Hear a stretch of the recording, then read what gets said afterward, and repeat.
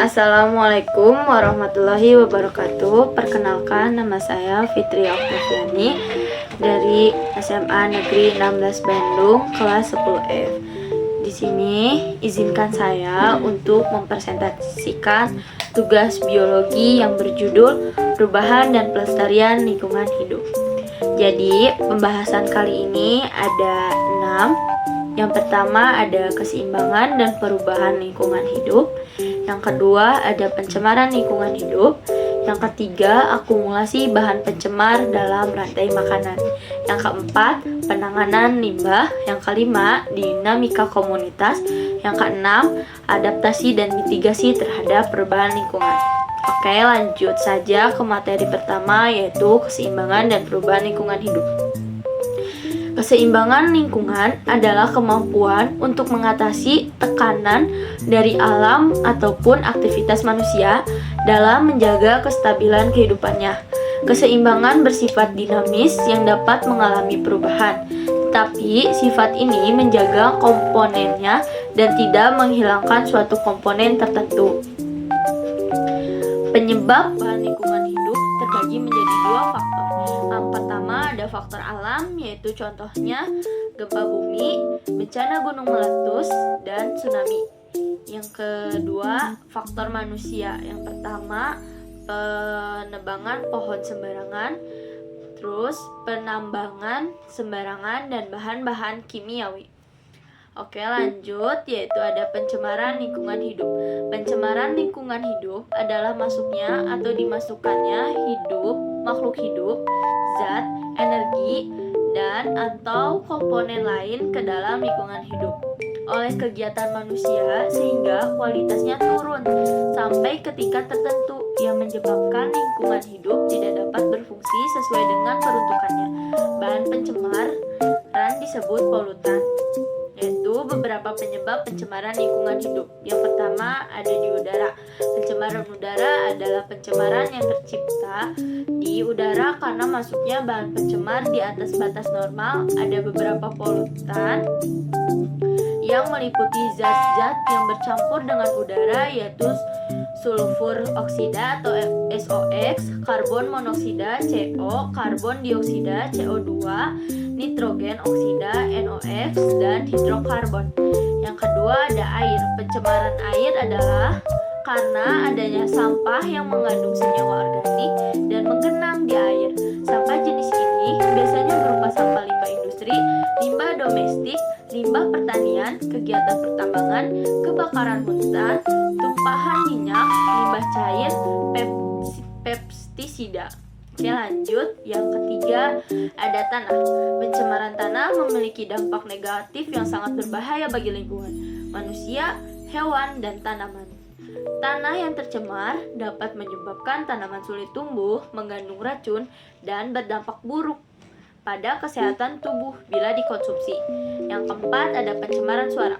Pencemaran suara adalah gangguan pada lingkungan yang diakibatkan oleh bunyi atau suara yang mengakibatkan ketidaktentraman makhluk hidup di sekitarnya. Pencemaran suara diakibatkan suara bervolume tinggi yang membuat daerah sekitarnya menjadi bising dan tidak menyenangkan. Lanjut ada akumulasi bahan pencemar dalam rantai makanan. Bahan pencemar yang sulit atau tidak dapat terurai di lingkungan dapat masuk ke dalam tubuh organisme dan berpindah dari suatu organisme ke organisme lain melalui rantai makanan atau jaring-jaring makanan. Konsentrasi bahan pencemar dinyatakan dalam ppm atau part per million, yaitu perbandingan bagian dalam 1 juta bagian yang lain.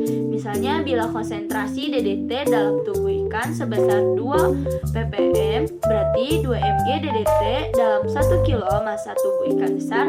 Proses peningkatan akumulasi dalam bahan pencemar dalam tingkatan trofik melalui rantai makanan yang disebut biomagnifikasi. Oke. Terus ada penanganan limbah. Berdasarkan wujudnya, limbah dapat dibedakan menjadi 3 macam, yaitu ada limbah cair, limbah gas, dan limbah padat. Limbah yang merupakan sisa kegiatan manusia tidak selalu berupa bahan yang mengganggu lingkungan, melainkan ada pula berupa bahan yang masih bermanfaat dan memiliki nilai ekonomi. Penanganan limbah yang pertama ada penanganan limbah cair, yaitu dibagi menjadi 2, ada non-teknis dan teknis. Non-teknis yaitu penerbit peraturan sebagai landasan hukum bagi pengelola badan air dan penghasil limbah, sosialisasi peraturan dan penyuluhan pada masyarakat. Yang kedua ada teknis, pengadaan sarana dan prasarana penanganan limbah, monitoring, dan evaluasi. Yang kedua ada penanganan limbah padat, yaitu ada 4 cara. Yang pertama pengomposan, yang kedua insinerasi yang berwawasan lingkungan, yang ketiga daur ulang, yang keempat pengurangan volume limbah padat dengan pencacahan atau pemadatan. Yang ketiga ada penanganan limbah gas, yaitu penanganan limbah gas untuk menangani limbah gas. Caranya dengan mengurangi emisi gas beracunnya terlebih dahulu melalui proses desulfurisasi dengan memakai filter basah. Industri juga bisa beralih dengan memakai bahan bakar yang ramah lingkungan. Yang keempat ada penanggulangan limbah bahan B3. Limbah B3 dapat dibuang dengan cara ditimbun di landfill, namun harus dengan penanganan yang sangat ketat. Pada metode pembuangan secure landfill, limbah B3 dimasukkan ke dalam drum atau tong, kemudian dikubur di landfill yang dirancang khusus untuk mencegah pencemaran limbah B3. Lanjut ada adaptasi terhadap perubahan lingkungan.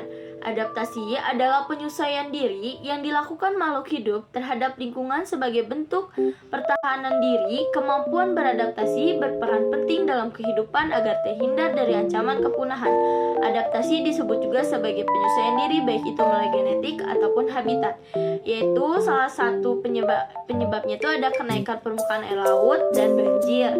Yang kedua ada mitigasi terhadap perubahan lingkungan, yaitu mitigasi adalah upaya memiliki sejumlah tujuan, yakni mengenali risiko, penyadaran dan akan risiko bencana, perencanaan penanggulangan, dan sebagainya. Bisa dikatakan mitigasi bencana adalah segala upaya mulai dari pencegahan sebelum suatu bencana terjadi sampai dengan penanganan usai suatu bencana terjadi. Yang pertama ada sektor kehutanan dan sektor kota. Mungkin sekian presentasi biologi dari saya. Terima kasih untuk telah mendengarkan presentasi kali ini. Wassalamualaikum warahmatullahi wabarakatuh.